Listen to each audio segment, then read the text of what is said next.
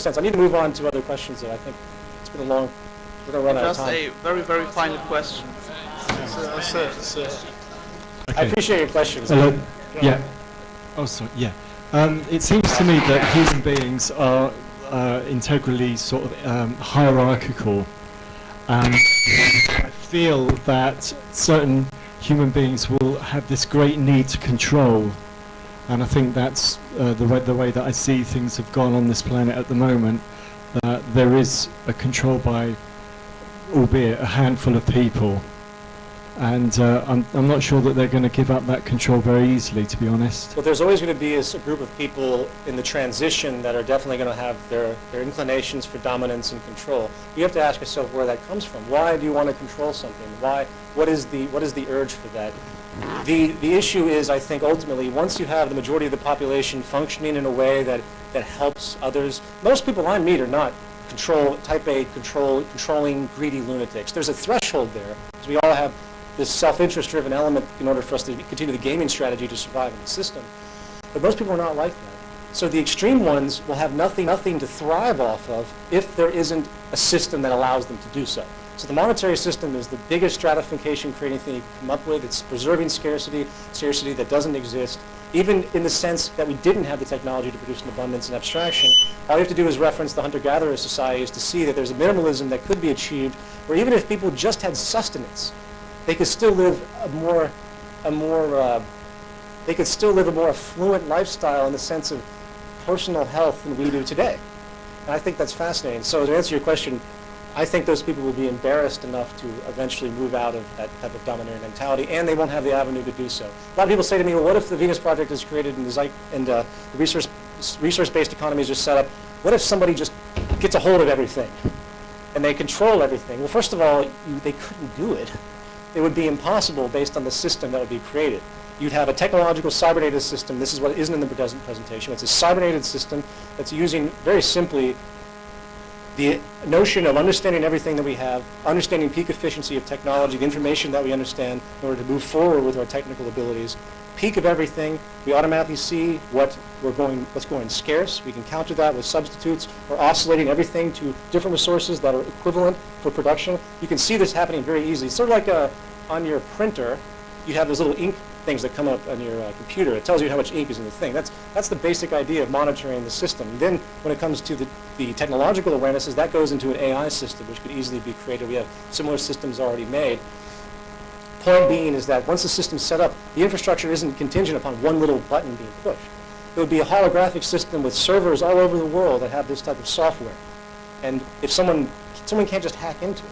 For one, if they did, they could be found very easily, I think. And secondly, you just shut off where it comes from, and you'd have backup, you'd have redundancy in the system to thwart anything like that could ever happen. I see the threat, but in comparison to what we have today, it's absolutely minimal.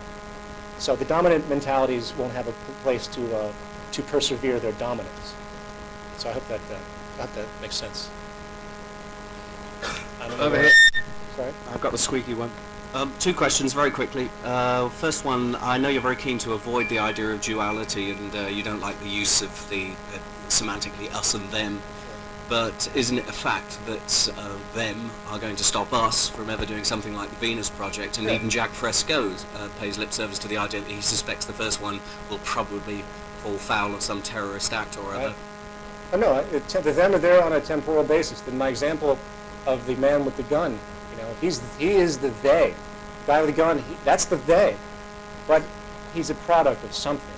So it's a combination. But my point is that I can't stand the dualities that have been created when it comes. It's a religious idea, and it's been put forward in so many different levels. And people just they dismiss each other because they qualify them singularly, and that's that. And they never look at any of the reasons for why they think or talk the way they do. For example, I'm not particularly a fan of anybody that's racist, but I can see the racism is probably a product of their environment.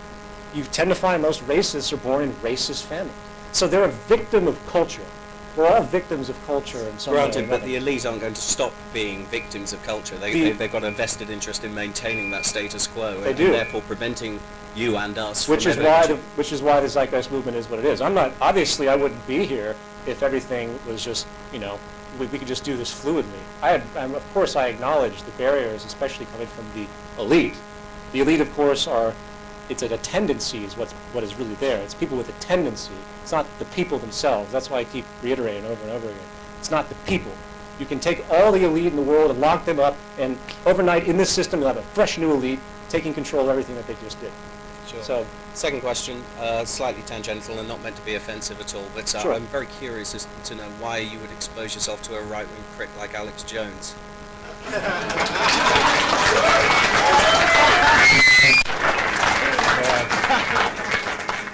Well, considering all the cameras that are on me now, you know, when I used his footage, I didn't know who the hell he was. And then I had to retroactively go back and get approval from him. And he gave it to me. I bought the footage from him. And then, like I said, the addendum came out, and he chose to shit all over everything, which surprised me. I didn't expect the type of belligerent mentality that he has put forward. Now we're a Satanist, Luciferian, New World Order, globalist, one world elite that Krishnamurti evidently is a Luciferianly worshiping. The guy's a fucking lunatic. I'm sorry. And the sad thing is that I hate to say that. The sad thing is that his establishment is so powerful. He's just another example. He is just as guilty as every other establishment. He has his ideology he puts forward, and he's going to put forward that ideology to the bitter end because that's how he makes his money, and that's what his ego needs to manifest.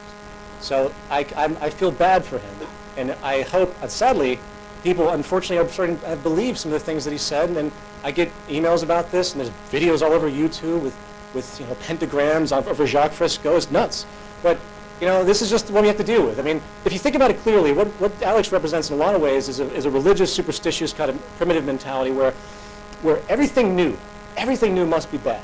If you look at, like, Galileo, almost burned at the stake for attempting to clarify a simple piece of knowledge. Religion has stifled every type of progressive thing that insists the history of mankind because it's based on a fixed view of the world. And that's why it's, I mean, I don't like to attack religion because people think you're attacking them, but I have to point these things out because it creates a psychology, a sociology, which becomes very difficult to work through, and a barrier goes up, and people are divided, and so anyway, thank you for your question. I have no idea where I'm going here. Okay.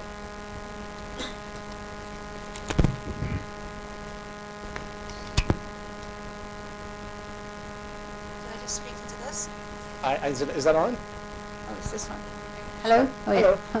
Yeah. Hey.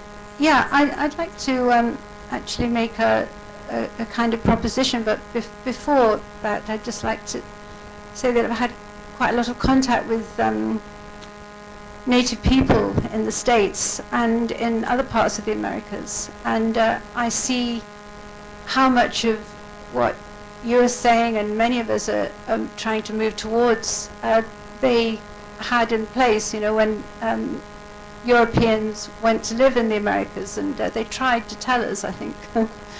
And I